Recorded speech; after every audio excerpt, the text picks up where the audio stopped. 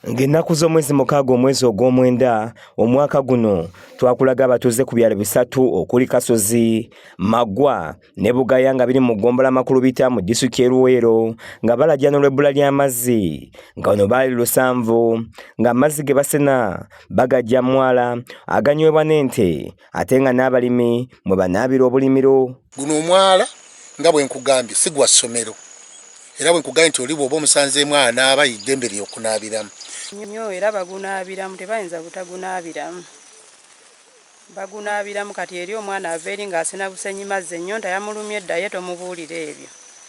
Anywa bunywi abaana badda ewaka balwala kumpi buli lunaku. Eggulu erino lyakwata ku musumba Christopher Nkuusi ow'ekkanisa ya Gospel of Life kisangibwa e Nateete ng'ayita mu kitongole ekiyamba okutuusa ku bantu amazzi amayonjo ng'olunaku olwali yakwasiza abatuuze Nayikondo kwe bagenda okusenanga amazzi amayonjo.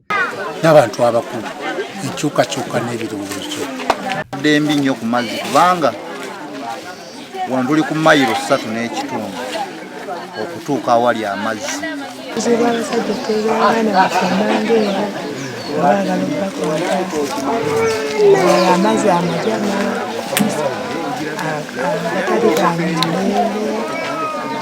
Tuludde nga tubonaabona n'amazzi tutambula mayiro nnamba oyagala amazzi ag'okunywako weetikka ekidomola n'ogenda n'otuula essaawa 2 ku luzzi nga tonnafuna amazzi anti abantu nga bangi tulina bbowemuyoka ku kituufu. Pulogulaamu y'omusumba Nkuusi nga agenza anonako ku bitundu mu ngeri y'okufuna amazzi amayonjo. Abatuuze bagamba nti babadde batindiga engendo mpanvu okufuna ku mazzi amayonjo ng'agali okumpi gava mwala ate nga gano bagagabana n'ensolo. Tubadde tulabirenga ne tulabirira emyala buli muntu kyayagala kyakolerayo.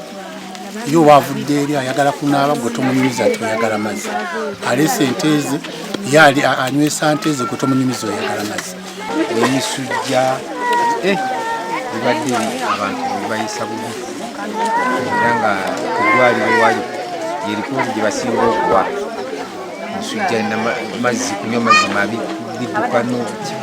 Ssentebe w'ekitundu Ssemwanga Deo asabye abatuuze okukomya obutabanguko obususe mu kitundu kino. Mwekuume nnyo obutayalwana ng'abaana babalaba obusolosolo balabireko naye kati nammwe bwe mulwana emisana gwe muzannyo gwe bazannyo akati ngenda kugwa mbulago nkutuge nga tata bwe yabadde atugama